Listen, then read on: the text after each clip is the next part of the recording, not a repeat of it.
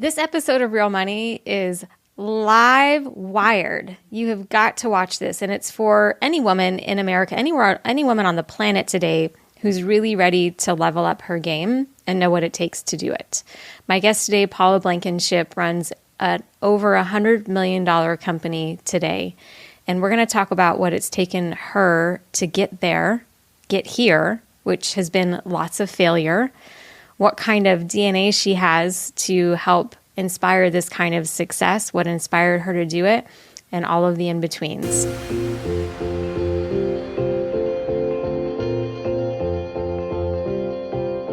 Thank you for spending time with me today. Thank you for making time for the Real Money podcast. I'm super grateful, super grateful. Thank you for having me, Lisa. Yeah, you're a busy woman. You've got a lot going on.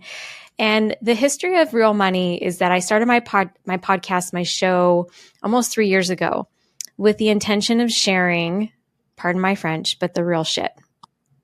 Yeah. Because as successful women, a lot of times on the outside, what people see is the success, and there's always a story to success. My listeners are women who are looking to create something bigger, better financially for themselves.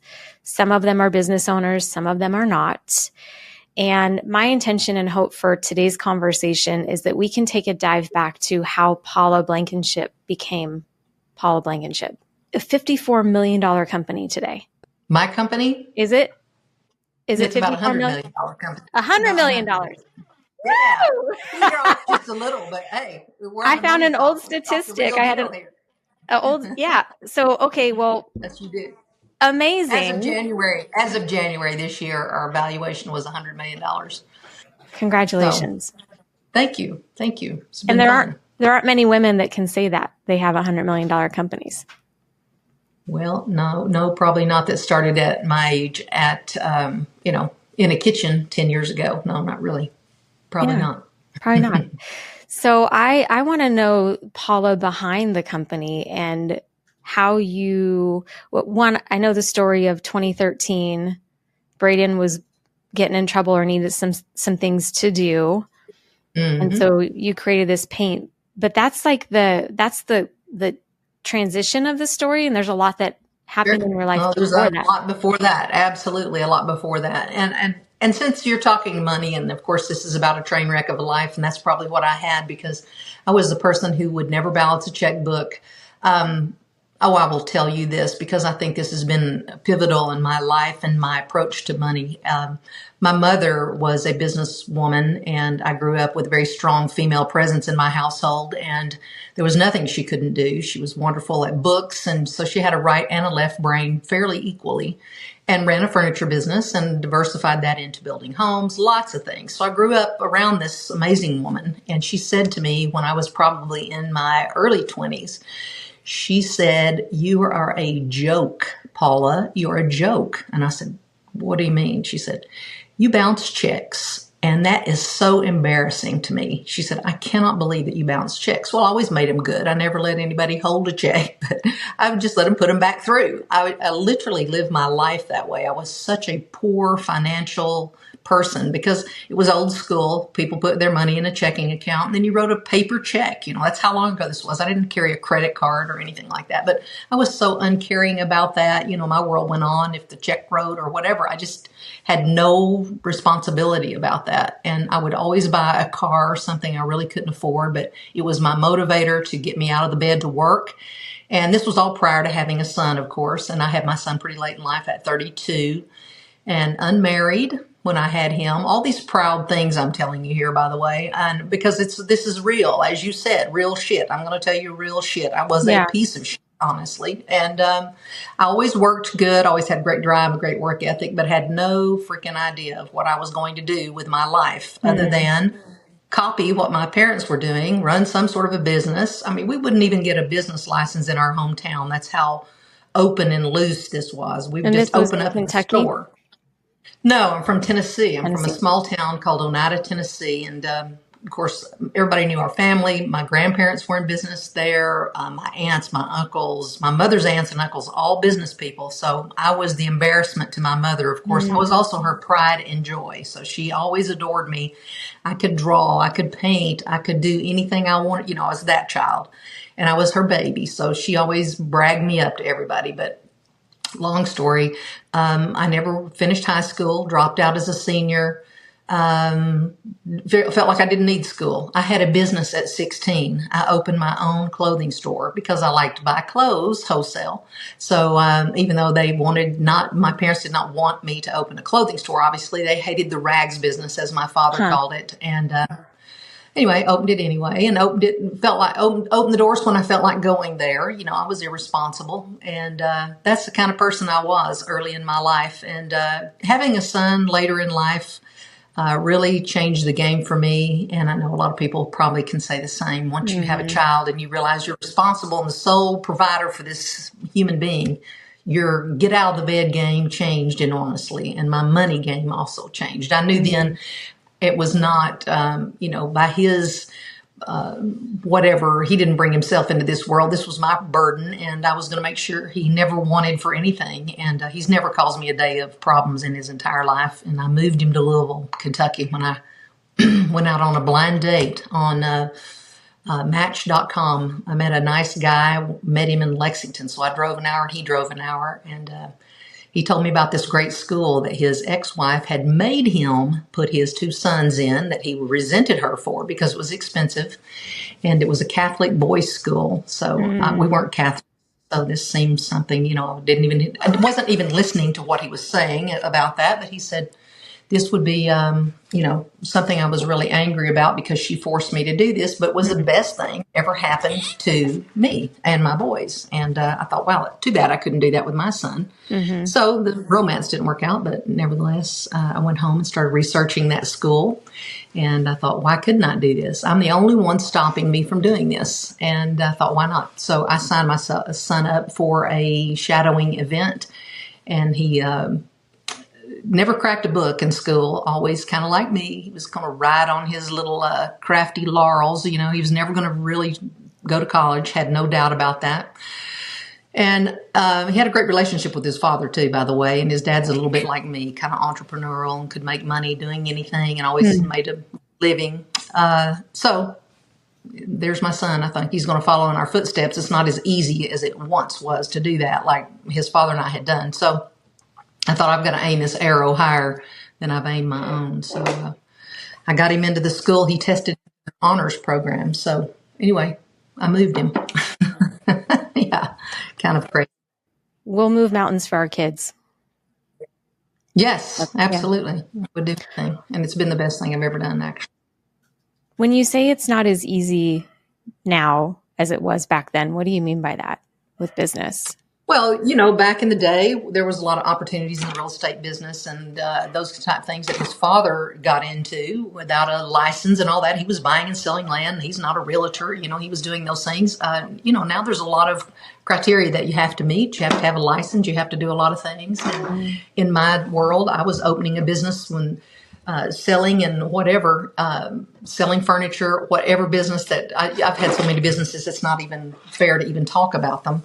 But all those failures have led me to know what I know today and what I have to do to succeed. Taking all those failures and turn them into kind of my last roll of the dice, just pushed all the chips in the middle and said, here's where we're at this age. I'm going to give it all I've got. I had one piece of land in Tennessee that I sold to my sister for 80 grand. I took all of that money and put it into this business, and I've never missed a paycheck since. It's just been an enormous amazing gift. And it was, again, a culmination of all the failures that turned into be. And you can't say it was timing because there was a lot of paint being out there in the marketplace. And I even thought, what am I doing? This chalk paint thing's kind of over.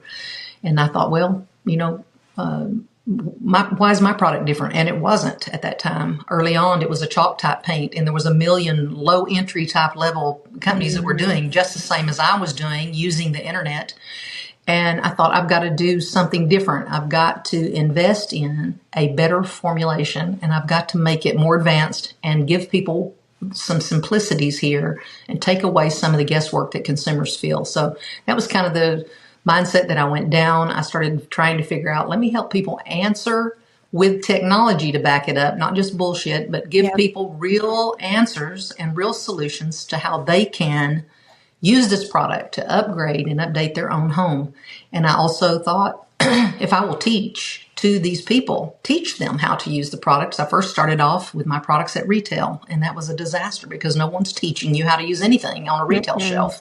And it don't jump into your cart when you go buy it on the shelf at Lowe's or Home Depot or Ace Hardware or wherever. It wasn't just going to sell itself. So I thought, I'm going to use my platform as QVC.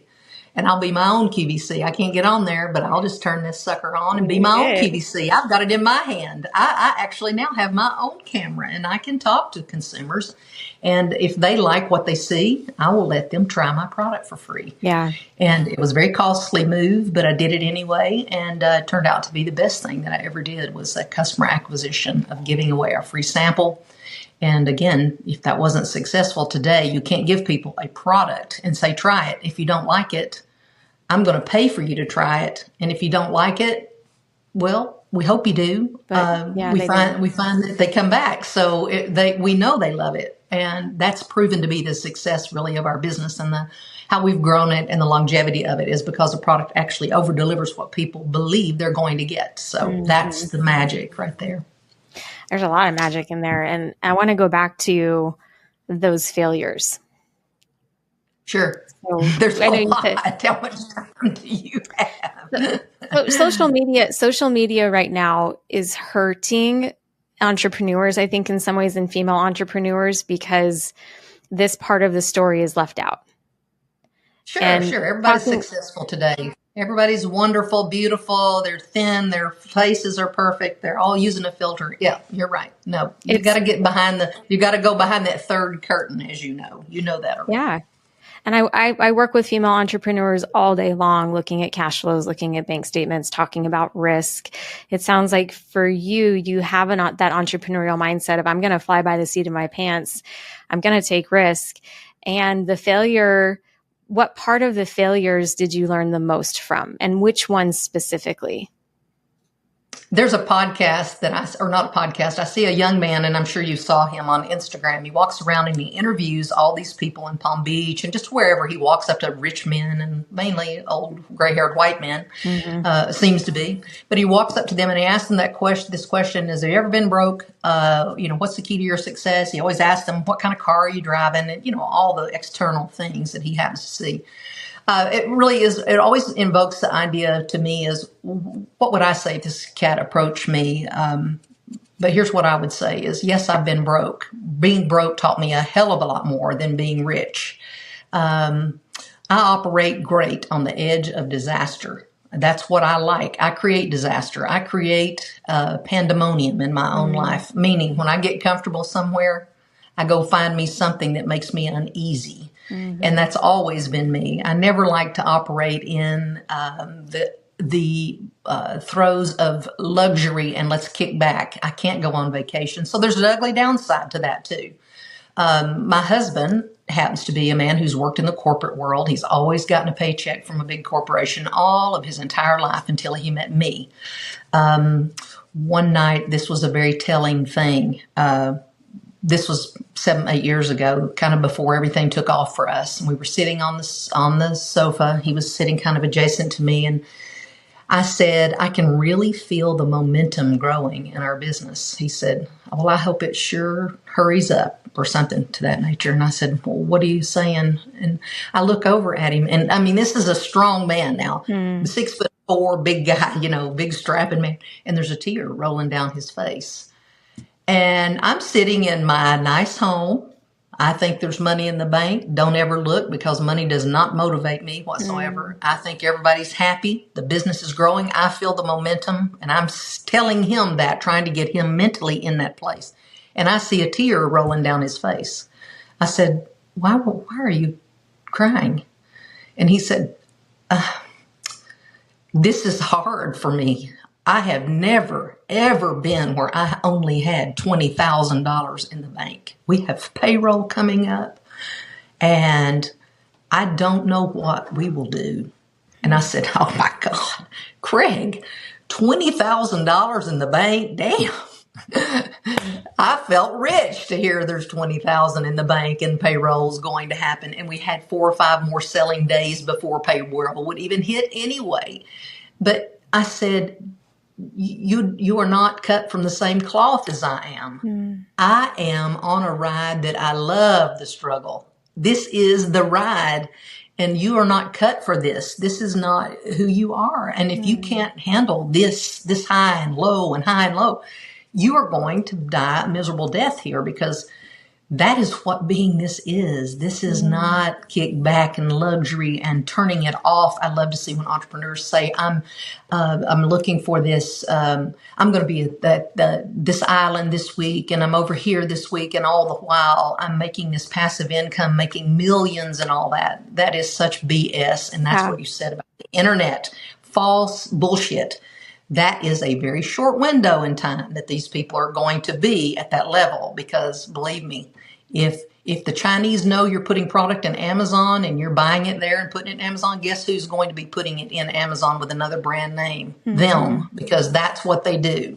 Yeah. So if you're not creating something that you own, something you make, and something that you're driving, they will eat your lunch. And that's I know so many people that has happened to, that really believe they've got the tiger by the tail, and they find out that they do not. But I'm not wishing bad on anyone. I'm just saying that there's my poor husband that couldn't really get in the groove. It's if you're not that person and you're not up for the ride. I think what the difference is in me and him is this. He looked at the bank account. He did focus on money. Me, never. What money, you focus on? I don't care. Money is not my focus. Money is not my focus.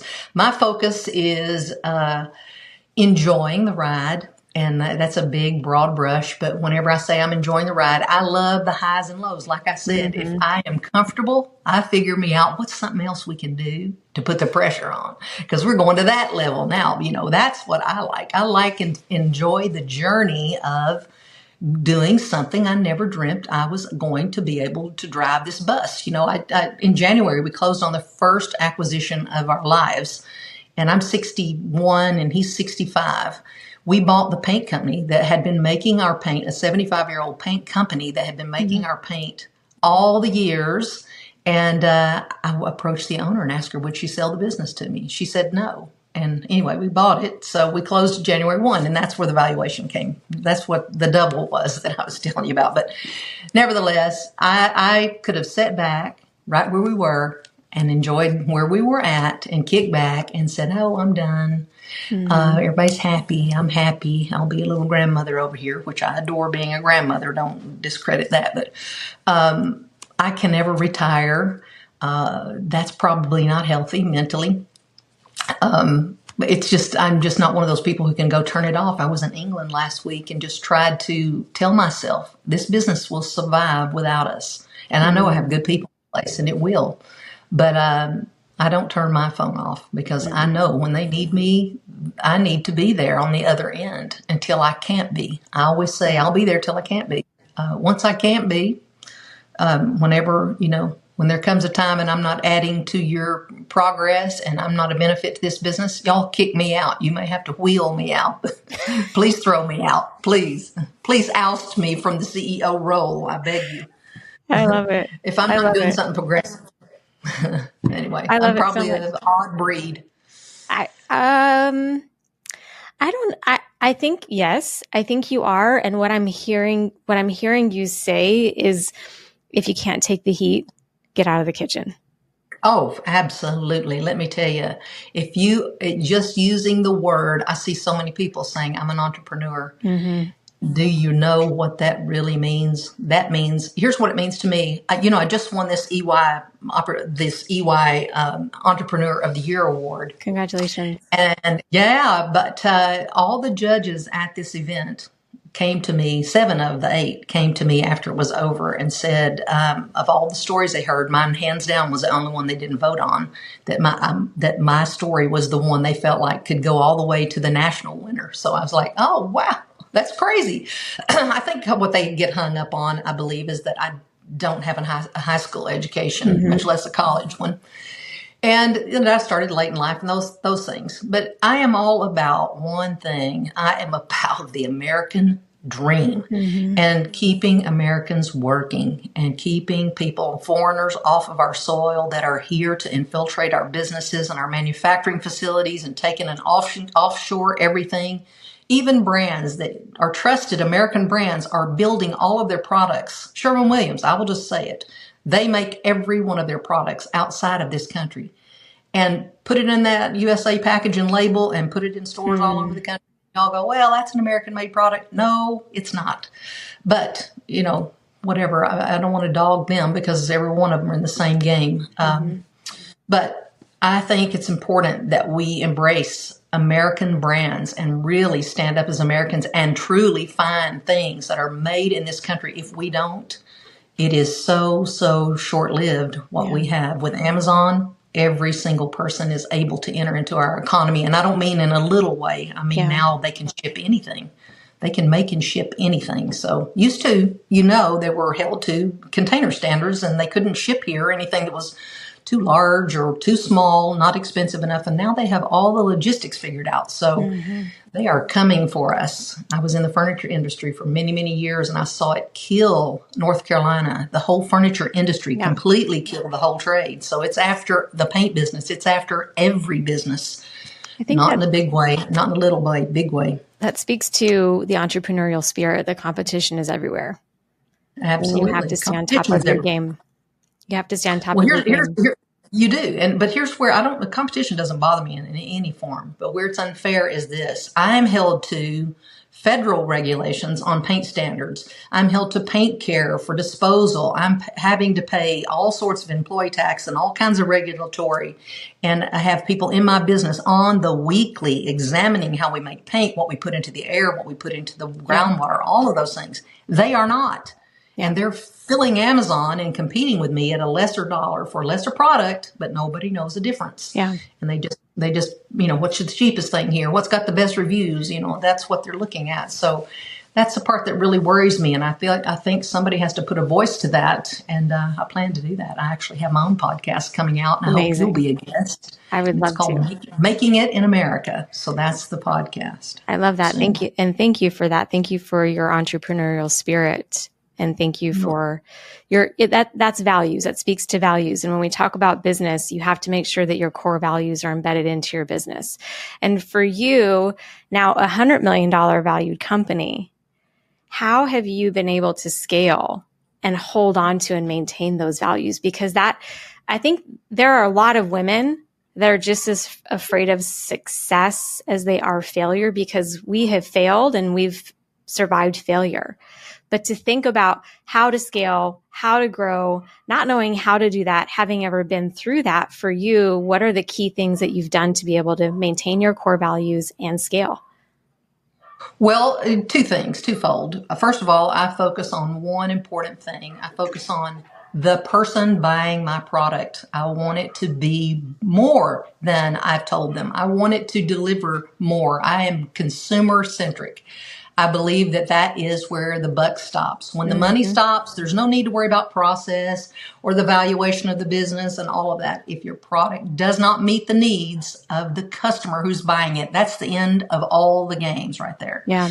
So as long as I believe in that, when I get up and I live and die by that motto every day, when the money stops, everything stops. There's no worry about marketing or bullshit meetings we're having. When the money stops, it's toast. So I focus everything I have on that end, delivering a better product, always in that mindset. And then the next thing, I'll quote Oprah here because I think it was a real game changer for me mentally. I used to sit and think about what do we do here? And I've never done this before. And I've never had a business that had remotely close to it. I used to think if I did have a 10 million valuation, I'd sell my business. Of course, that wouldn't be true now. That used to be my get out of the bed number early on. 10 million. Yep. Russ Sullivan had talks with us early and I thought if they'll offer me 10 million, I'll sell it to them. Of course, that didn't happen. Thank God for that. But, now that we're manufacturers, lots of doors have opened that would never open before. Since we're driving our own train now. Oprah said something I thought was so amazing and simplistic, and yet is such a driver in my thought process every day. Is I do not know 10 steps ahead. I do not know what's best 5 years from now, because heaven forbid if I did. I'm a soothsayer. All I want to know is what is the next best step I can take. Not 10 ahead, not five days from now or 5 weeks. I want to know 5 minutes. What's the next best thing I can do to motivate these people who I'm paying to work for me, or whatever context that's in? That is my 100% thought process. How can I help these people take it to the next level today? How can I help her, him, whatever? Let's move this thing. Let's move this needle somewhere. And that's my driver right there. I try to move it somehow. I move the ball down the court some way every day. I love that. I have 2 final questions for you, Paula. Sure. Okay. What would you tell the 31-year-old, well, I think you said 32 when you had Braden? Mm-hmm. What would you tell a 32-year-old single mom today about pursuing her dreams? Oh my God, what would I tell her? You did the right thing not going to college. Don't waste your time. I would have wasted a lot of money and a whole lot of time. I'd look back for some positive affirmations there. But, I also wanted to make sure my son got an education, because I believe no one can ever take that away from you. So I didn't want to raise him in the same crazy mindset, because he's not me. He's not an entrepreneur. He's more black and white, and I'm definitely gray.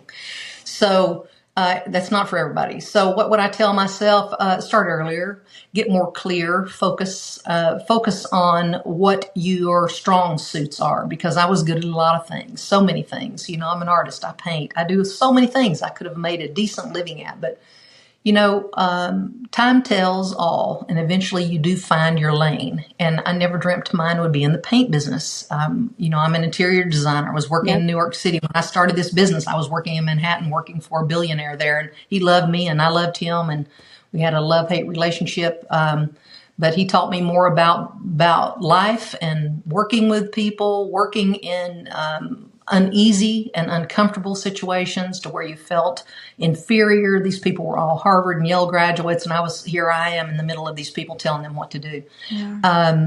It taught me a lot of strengths about myself. So I say this, take a deep dive if you really want to figure out what's ahead for you, figure out what you do great, and sit down and take time to really know what makes you tick. Once you know who you are and you profess those things, the I am of the moment. If you are I am, whatever you say you are, you will be. And you will walk that path one footstep at a time. But you have to have a North Star.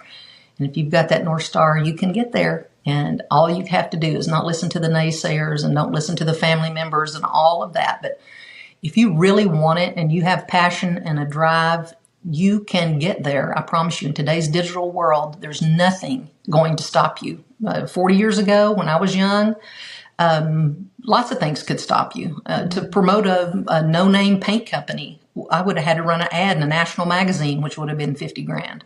And that would be nothing either. That wouldn't have gotten you anything. The Facebook and the advent of using your phone to talk to human beings on the other end is the most remarkable, incredible time to be living if you're an entrepreneur than any other time on the planet Earth. That's my opinion. I agree.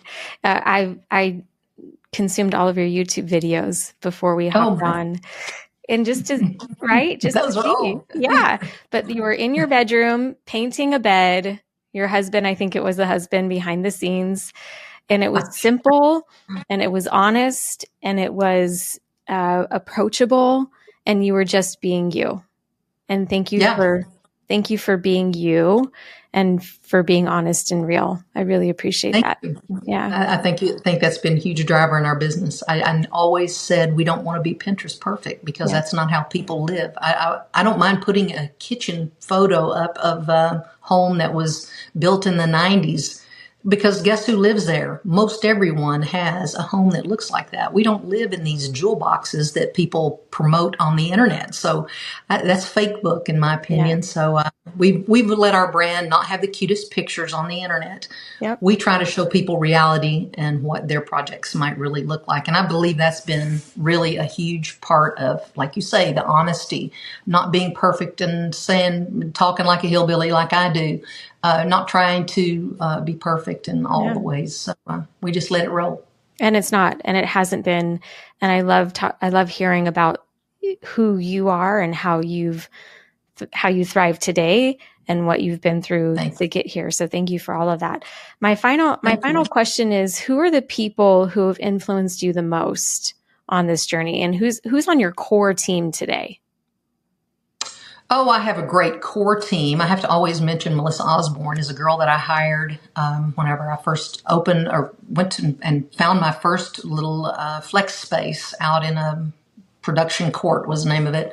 I hired a girl that was in a suite that was next door to us. We were growing so quickly. I'd only been there about 8 months and was already outgrowing this space, and she happened to work there. And their company was going broke. And so I asked her, would she want to do my payroll and start working part-time with me? And she had only done books. She didn't have a degree either, but I found out that she was a lot like me. She didn't know it at the time. She in her mind, not creative at all and didn't have a desire to paint anything. All she wanted to do was books and do accounting. So I said, all right, great. That's what I need from you. And I hired this girl. Couldn't afford it, but I hired her anyway. And Craig said I could use her 3 days a week. But anyway, she's become a huge part of my success. Completely a part of me. So she's been there from day one, and we hammer it out. We say what's real between us, and that's not always beautiful, but we get through it, and we always come out better on the other side. So I hear her, and she hears me, and together we come up with a better solution sometimes, and we always get through it. So that's been huge for me. So, and as you grow and you have more money, obviously you can hire more talent, but I can't ever outdo her. My son now works for us. He came back to work after we acquired this business, the new paint manufacturing business. He is over operations, and then I hired another guy that had been a salesman that called on me from a huge company, and he and I always liked each other. Had no idea he would want to move his family from New York down to Louisville, Kentucky, but he did, and so I have him as a great asset. And then, of course, I acquired a lot of employees that were long-term employees in the old business that are now my employees. Have great chemists there on staff, also some great managers there. So they've been great. You have to have a unison core group of people that you can count on whenever you're delivering a lot of product. So those guys have been great for me. But if you're looking for me to what my North Star would be, always when I get in the weeds, sometimes I ask myself, who is a beacon to me? Who is someone that I look up to? What have they done that gives me something that I can always say that that's who I would be trying to be? Well, I don't know that there is that person out there, but, and I hate to even say this one because it's a little bit brash in my opinion, but I think Martha Stewart has walked a path as an older woman like myself. She started her business at 50, just like me. She has I'm not necessarily liking her perfectionisms about her, but that I'm not speaking to. But I'm talking about her business acumen and how she's able to reinvent herself, even as an older woman.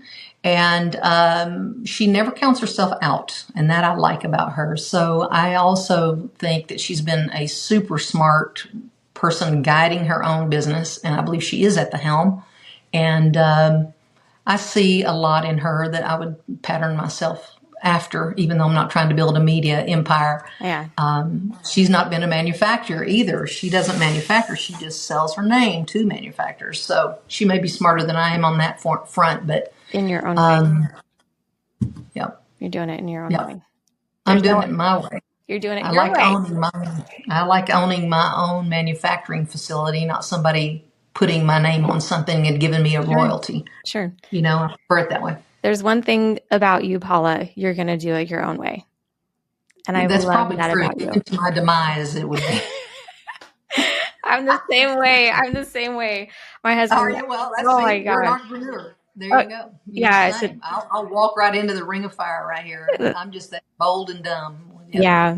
Yeah. But you do it with grace, and it sounds like you do it with respect for others and their needs. My husband he's the rock steady, and he likes to see money in the bank, and he collects the paycheck, and I do some wild and crazy things, and it scares him, and we work through it. There you go. There you go. My husband's a Libra. Is your husband a Libra by He's a chance? Virgo. Probably Even very worse. similar. Yeah. My son's a Virgo. Oh my gosh. I've learned so much from you today. And I feel renewed and reaffirmed as an entrepreneur hearing your story. I have so many women that come to me who are like, I didn't get a college degree, and so I'm not worth anything, and I'm not smart, and I can't be successful. And it's just not true. And in America today, American women specifically, we have the world at our fingertips. Oh, for sure. Absolutely. Never doubt that. What you lack, if you can say that about yourself today, is if you are saying that you're not worth anything and all those things, then certainly you're not cut out to be an entrepreneur, because it does take a bold amount of confidence. There's something that I think it's important here to say that I believe it would be summing it all up. I guess I am one of those people that I have this internal spirit that says there's nothing you can do to break me. Nothing. You cannot break me. And I don't care if you can take the money, take the house, take the car, don't take my cats. You can't take my son and my grandson, but you can have everything else.